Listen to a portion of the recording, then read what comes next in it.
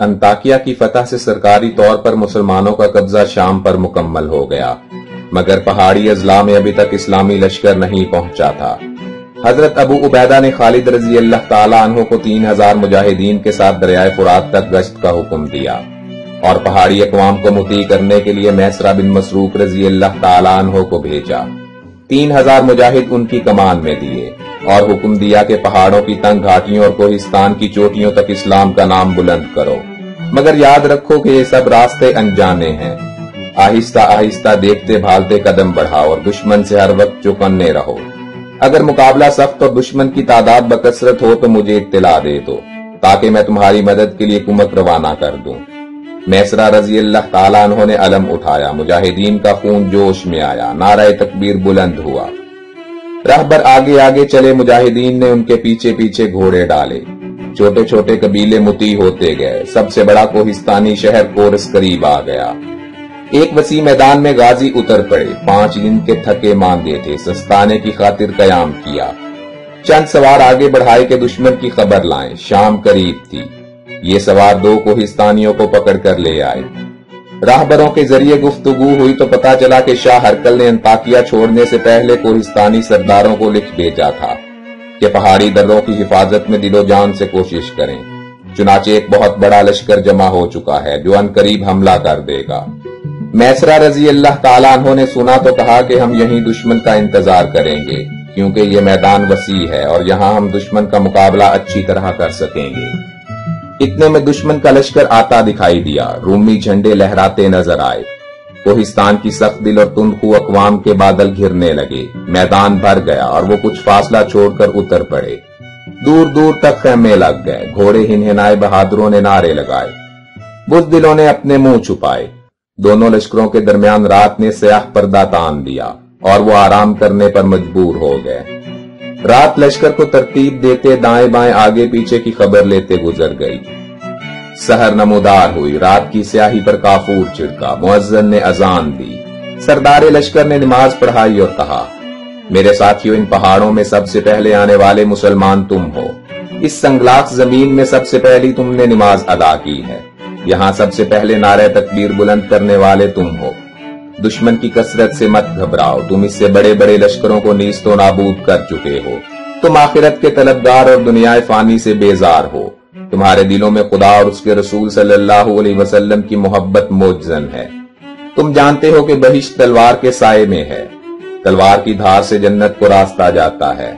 जिसे जन्नत की आरजू हो वो आज खुदा की खुशनुदी हासिल करके सुरखरू हो जाए। दुनिया फानी है और आखिरत बाकी है।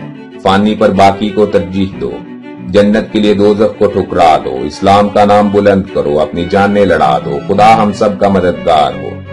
ये कहकर सिपा सालार ने लश्कर को मैदान में उतारा। मेमना और मैसरा पर बहादुर मुजाहिद मुकर्रर किए। दामस को मुकद्दमातुल जैश के तौर पर आगे रखा। अब्दुल्ला बिन हुज़ाफा रजी अल्लाह ताला अन्हु को अपना नायब बनाया।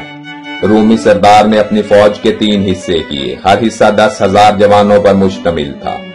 मेमना, मैसरा और कलब में 30,000 कोहिस्तानी हथियारों से मुसल्ला जीरा जोश पहने 4 आईना सजाए खड़े हो गए। एक रूमी जंगजू तुंद मिजाज नेजा लहराता घोड़ा दौड़ाता मैदान में निकला। बड़े जोशो खरोश से मैदान कारजार में बढ़ा और पुकारा, कोई बहादुर है जो मेरे मुकाबला पर आए। दामस रजी अल्लाह ताला अन्हु ने फौरन घोड़ा आगे बढ़ाया। मैदान में आया और पुकारा, बहादुर हो तो सामने आओ वरना पीछे भाग जाओ। रूमी ने घोड़े को एड़ लगाई, नेजा लहराया और दामस पर इस जोर से हमला किया कि अगर वार खाली न जाता तो दामस या उसका घोड़ा दोनों में से कोई एक जरूर हलाक हो जाता।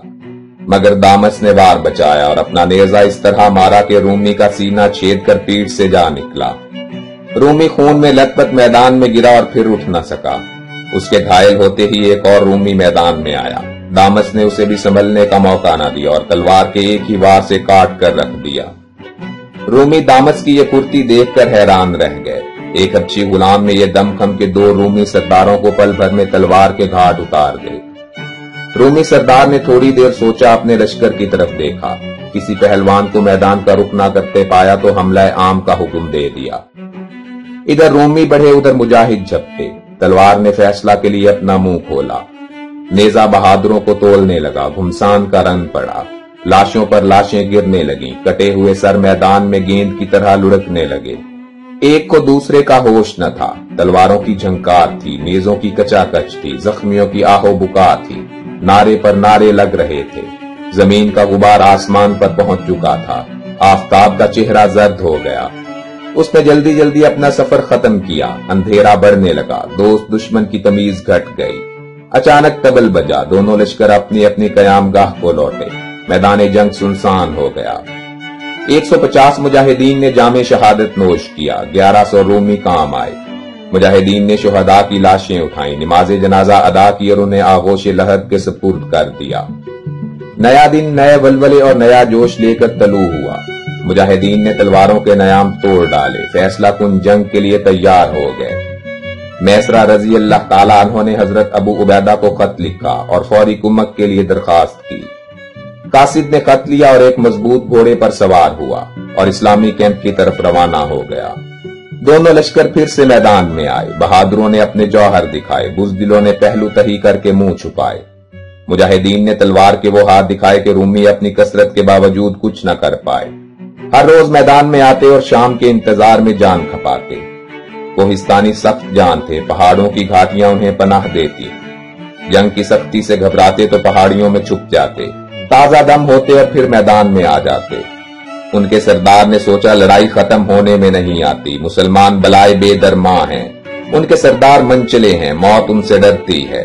یہ 3000 ہم بے شمار، یہ بے گھر ہم اپنے گھر میں، پھر بھی یہ قائم اور ہم بے دم۔ ان کے سردار مارے جائیں تو شاید یہ بھاگ جائیں، کل ان کے سرداروں سے لڑیں گے، ایک ایک کو طلب کریں گے اور ان کا قصہ ختم کر دیں گے۔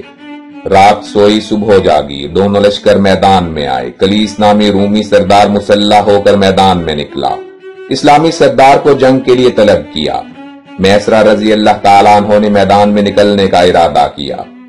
عبداللہ بن حذافہ رضی اللہ تعالیٰ عنہ نے گھوڑے کی باگ پکڑ لی اور کہا آپ رک جائیں، میں جاتا ہوں اور کلیس سے پنجہ آزمائی کرتا ہوں۔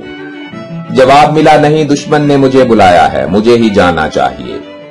عبداللہ نے کہا کہ رومی سردار نے مبارزت کی دعوت دی ہے، میں بھی تو میمنہ کا سردار ہوں، آپ کا نام نہیں لیا تو پھر میں جا سکتا ہوں، کیا میں سردار نہیں ہوں؟ حضرت میسرہ بن مسروق رضی اللہ تعالیٰ عنہ نے انہیں جانے کی اجازت دے دی۔ عبداللہ نے گھوڑے کو ایڑ لگائی اور کلیس کے مقابلے پر آ گئے۔ دونوں میں لڑائی کا آغاز ہوا، دونوں نے اپنے اپنے جوہر آزمائے۔ کلیس کی زرہ بڑی مضبوط تھی، عبداللہ رضی اللہ تعالیٰ عنہ کی تلوار پڑتی اور اچک جاتی۔ اس کھیل سے مجاہد اکتا گیا، گھوڑے کو پھرایا، حریف کے قریب آیا، اللہ اکبر کا نعرہ لگایا اور الٹے ہاتھ سے ایسی تلوار ماری کہ گردن کاٹی اور زمین پر گرا دیا۔ لشکر اسلام نے نعرہ تحسین بلند کیا، عبداللہ فتح مند واپس آیا۔ جارس رومی نے کلیس کو کٹتے دیکھا تو میدان میں کود پڑا اور پکارا وہی عربی آئے جس نے کلیس کو قتل کیا ہے۔ عبداللہ رضی اللہ تعالیٰ عنہ پھر سے میدان میں آ گئے، دونوں لڑتے رہے، نہ کوئی زخمی ہوا نہ کسی کو چوٹ آئی۔ جارس نے موقع پایا اور اپنا گھوڑا عبداللہ کے قریب لایا اور جپٹ کر اسے زین سے اٹھایا، گھوڑا بھگایا اور اپنے لشکر میں لے آیا۔ عبداللہ رضی اللہ تعالیٰ عنہ کی مشکیں کسی محافظوں کے سپرد کیا اور آپ پھر میدان میں آ کر گرجنے لگا۔ جارس غراتا تھا، شور مچاتا تھا، نعرے لگاتا اور حریف کو للکارتا تھا، جھلائے ہوئے سانپ کی طرح پھنکارتا تھا، گھوڑا دوڑاتا، ادھر سے ادھر اور ادھر سے ادھر نکل جاتا، مست ہاتھی کی طرح چنگھاڑتا اور حریف کو پکارتا۔ یہ شوخی، تراری، گستاخی اور گرم گفتاری دیکھ کر 3 یمنی نوجوان میسرہ کے پاس باری باری آئے اور اجازت مانگی۔ سردار نے تینوں کو اجازت نہ دی اور کہا کہ اس کے مقابلہ پر میں خود جاؤں گا۔ یہ کیسے ممکن ہے کہ عبداللہ گرفتار ہو اور میں منہ دیکھتا رہ جاؤں؟ قیامت کے دن اپنے عزیز دوست کو کیا منہ دکھاؤں گا؟ یہ کہہ کر میسرہ رضی اللہ تعالیٰ عنہ نے اپنا علم ایک مجاہد کے حوالے کیا، گھوڑے کو ایڑ لگائی اور جارس کے مقابل جا پہنچا۔ لڑائی ہونے لگی، دلوں کی بات تلوار کی زبان پر آ گئی۔ ابھی چند ہی وار ہوئے تھے کہ جارس کو اسلامی لشکر کے عقب میں غبار دکھائی دیا۔ اس کا دل گھبرایا، میسرہ سے بولا کہ اپنے لشکر کی خبر لو، اس کے عقب میں غبار اٹھ رہا ہے۔ میسرہ رضی اللہ تعالیٰ عنہ نے سمجھا کہ دھوکہ دے کر حملہ کرنا چاہتا ہے۔ انہوں نے کہا منہ بند کرو، زبان کو لگام دو، تلوار کی بات کرو، نیزے کی زبان سمجھو، تمہیں ہمارے لشکر سے کیا کام؟ خیر خواہی اور نیک سگالی کے لیے محفل ہے، میدان نہیں، ہم میدان جنگ میں ہیں، یہاں اسلحہ ہی بولا کرتا ہے۔ جارس نے کہا، نہ یہ فریب ہے نہ دھوکہ، یسوع مسیح کی قسم غبار ہے، دیکھو اور یقین کرو۔ میسرہ رضی اللہ تعالیٰ عنہ نے دیکھا تو سچ مچ غبار تھا۔ کہا، یہ غبار ہمارے لیے رحمت اور تمہارے لیے زحمت ہے، ہماری کمک آ پہنچی ہے۔ یہی میدان تمہیں بے نشان کر دے گا اور ہمیں شایان شان فتح عطا کرے گا۔ جارس گھبرا گیا، مگر اس نے اپنے حواس بچا رکھے، گھوڑے کو چکر دیا، بادل کی طرح گڑگڑایا، بجلی کی طرح کڑکڑایا، شیر کی طرح حملہ آور ہوا۔ میسرہ نے اس کا وار روک دیا اور چیتے کی طرح بڑھ کر وار کیا۔ تلوار اس کے بازو پر لگی، بازو زخمی ہوا، خون کا دھارا بہ نکلا اور اس کا ہاتھ بیکار ہو گیا۔ اسلامی لشکر سے خوشی کے نعرے بلند ہوئے، غبار لشکر اسلام میں مل کر لشکر بن گیا۔ مجاہد خوشی سے جھوم اٹھے۔ حضرت خالد رضی اللہ تعالیٰ عنہ سیف الہی لیے ہوئے آ پہنچے۔ جارس نے بھاگ جانا اور جان بچانا غنیمت سمجھا، گھوڑے کی باغ پھیری اور اپنے لشکر کی طرف بھاگا۔ میسرہ رضی اللہ تعالیٰ عنہ نے بھی اس کا پیچھا نہ کیا، اپنے لشکر میں آئے اور حضرت خالد سے ملے، انہیں حالات سے باخبر کیا۔ حضرت خالد رضی اللہ تعالیٰ عنہ نے عبداللہ کی گرفتاری کا ذکر سن کر کہا، اگر وہ زندہ ہے تو انشاءاللہ اسے رہا کرائیں گے، اگر شہید کر دیا گیا ہے تو یہاں ایک رومی کو بھی جانے کی اجازت نہیں دیں گے، گھیر گھیر کر ماریں گے، ایک ایک کا سر اتاریں گے۔ اسلامی کمک کی آمد سے رومی سہم گئے، اپنا لشکر پیچھے ہٹایا، کیمپ کی طرف واپس پھرے اور صلح کی گفتگو کے لیے ایک قاصد بھیج دیا۔ قاصد نے حضرت خالد رضی اللہ تعالیٰ عنہ سے کہا کہ ہم صلح چاہتے ہیں، جتنا مال و زر چاہو لے لو اور واپس چلے جاؤ، تمہارا قیدی بھی آزاد کر دیا جائے گا۔ حضرت خالد رضی اللہ تعالیٰ عنہ نے جواب دیا، صلح کے لیے ہماری شرطیں واضح ہیں، اسلام قبول کر لو اور ہمارے بھائی بن جاؤ، اگر یہ منظور نہ ہو تو جزیہ ادا کرو اور ہماری حفاظت میں آ جاؤ۔ قاصد نے کہا، مشورہ کے لیے ایک دن کی مہلت دو، کل لڑائی ملتوی کرو، پرسوں ہمارا جواب آپ کو مل جائے گا، ممکن ہے آپ کی اطاعت کر لیں گے۔ حضرت خالد رضی اللہ تعالیٰ عنہ نے مہلت دے دی۔ قاصد اپنے کیمپ میں چلا گیا، دن گزر گیا، رات آئی تو وہ بھی ختم ہو گئی۔ اگلے دن دیر تک منتظر رہے مگر قاصد نہ آیا، نہ ہی کوئی لشکری میدان میں نکلا۔ حیرت کی بات تھی کہ نہ صلح کی مزید گفتگو، نہ جواب اور نہ لشکر میں کوئی حرکت۔ چنانچہ مجاہد آگے بڑھے، سنبھل سنبھل کر کیمپ تک پہنچے۔ خیمے تو کھڑے تھے مگر تمام کیمپ سنسان تھا، رات کے بھاگے ہوئے جانے اس وقت کہاں تک پہنچ چکے تھے۔ عبداللہ رضی اللہ تعالیٰ عنہ کو بھی اپنے ساتھ لے گئے۔ حضرت خالد رضی اللہ تعالیٰ عنہ پچھتائے کہ دشمن کی بات پر اعتبار کیوں کیا۔ حضرت خلیفہ ثانی رضی اللہ تعالیٰ عنہ کی خدمت میں مفصل خط لکھا گیا، مال غنیمت سے لدے ہوئے اونٹ بھیج دیے گئے۔ عبداللہ رضی اللہ تعالیٰ عنہ کی گرفتاری اور قسطنطنیہ کو روانگی بیان کی گئی اور گہرے رنج و غم کا اظہار کیا گیا۔ عبداللہ رضی اللہ تعالیٰ عنہ کی گرفتاری کی خبر پڑھ کر حضرت خلیفہ ثانی غمگین ہوئے۔ عام مسلمان بھی غم زدہ تھے، مگر تیر کمان سے نکل چکا تھا، اب نہ اسے لشکر چھڑا سکتا تھا اور نہ کوئی حملہ بچا سکتا تھا۔ اس کی حفاظت کے لیے دعا کی گئی۔ حضرت عمر رضی اللہ تعالیٰ عنہ اس قدر بے قرار ہوئے کہ اسی وقت قلم دوات لے کر بیٹھ گئے اور ہرکل کو مخاطب کر کے لکھا، کیسر روم، تمہارا شام گیا، فلسطین گیا، تمہاری حکومت کی سرحدیں سمٹ گئیں، تم آگے ہو اور ہمارے مجاہد تمہارے پیچھے، جہاں جاؤ گے ہمیں اپنے پیچھے پاؤ گے، تمہاری کوششیں ہماری راہیں نہیں روک سکتی، خدا کا نام بلند ہو کر رہے گا، توحید کا پرچم لہرا کر رہے گا۔ ہمارا بھائی عبداللہ تمہاری قید میں ہے، اسے رہا کر دو، نہیں تو میں ان مجاہدین کو بھیجوں گا جو تمہارے دریاؤں کو خشک کر دیں گے، تمہارے سمندروں کے ساحل توڑ دیں گے، تمہارے پہاڑوں کو ہلا دیں گے، تمہاری دھرتی کو کپ کپا دیں گے، تمہارا تخت الٹ دیں گے، تمہاری قسمت پلٹ دیں گے، تمہارے ایام بدل دیں گے، تمہارے لشکر کو کچل دیں گے۔ جو راہ پر آئے خدا کا بندہ کہلائے، جو برائی سے شرمائے وہ خدا کی رحمت کے انعامات پائے۔ قاصد نے خط لیا اور خدا کا نام لے کر نکل پڑا، چلتا گیا حتیٰ کہ اپنی منزل مقصود پر پہنچ گیا۔ عبداللہ رضی اللہ تعالیٰ عنہ گرفتار، بے یار و مددگار، پابہ زنجیر اور دشمن کے ہاتھوں میں اسیر ہو کر قسطنطنیہ پہنچے۔ نئی زمین، نیا آسمان، چاروں طرف دشمن ہی دشمن، مگر وہ خدا کا بندہ ذرا نہ گھبرایا۔ کیسر روم کی شان و شوکت، دولت و حشمت، سج تج، ہیبت و جلال اسے حیران و پریشان نہ کر سکے۔ وہ کیسر کے حکم سے دربار میں پیش ہوا۔ شہنشاہ نے نرمی سے پوچھا، تم کس قبیلہ سے ہو؟ عبداللہ رضی اللہ تعالیٰ عنہ نے جواب دیا کہ قبیلہ قریش سے ہوں۔ پوچھا گیا کیا تم پیغمبر عرب کے خاندان سے ہو؟ جواب ملا میں ان کے چچا کا بیٹا ہوں۔ پوچھا گیا اس وقت تم کہاں ہو؟ جواب ملا قسطنطنیہ میں۔ پوچھا گیا عرب اور تمہارا لشکر یہاں سے کتنی دور ہے؟ جواب ملا بہت دور ہے۔ پوچھا گیا کیا یہ بہتر نہیں کہ تم اسلام کو چھوڑ دو اور عیسائیت کے حلقہ میں آ جاؤ؟ جواب ملا یہ کبھی نہیں ہو سکتا۔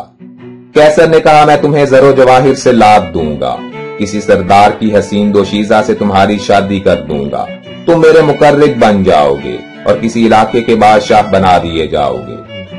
عبداللہ رضی اللہ تعالیٰ عنہ نے کہا ہمیں خدا نے دولت اسلام سے مالا مال کر دیا ہے، دنیا کی شان و شوکت اور آرام کی ہمیں ضرورت نہیں، ہم اس کے مقرب ہیں جو بادشاہوں کو بادشاہی عطا کرتا ہے۔ ہم نہ دنیا کے لیے اپنا دین چھوڑ سکتے ہیں نہ ہی ہدایت چھوڑ کر گمراہ ہو سکتے ہیں، ہم خدا کا نام بلند کرنے کو نکلے ہیں اور بلند کر کے رہیں گے۔ قیصر نے کہا مجھ سے بڑا بادشاہ کون ہے؟ جانتے ہو میں شہنشاہ ہوں۔ عبداللہ نے جواب دیا تم سے اور سب سے بڑا شہنشاہ ہمارا خدا ہے جس نے تمہیں بادشاہی عطا کی ہے۔ جب تم اپنی بادشاہی پر مغرور ہوئے تو تمہارا غرور توڑنے کے لیے ہمیں تمہارے پیچھے لگا دیا، شام اور فلسطین میں تمہارے غرور نے انکسار کا لبادہ اوڑھ لیا، کوئی دن آئے گا کہ خدا کے بندے یہاں بھی پہنچ جائیں گے۔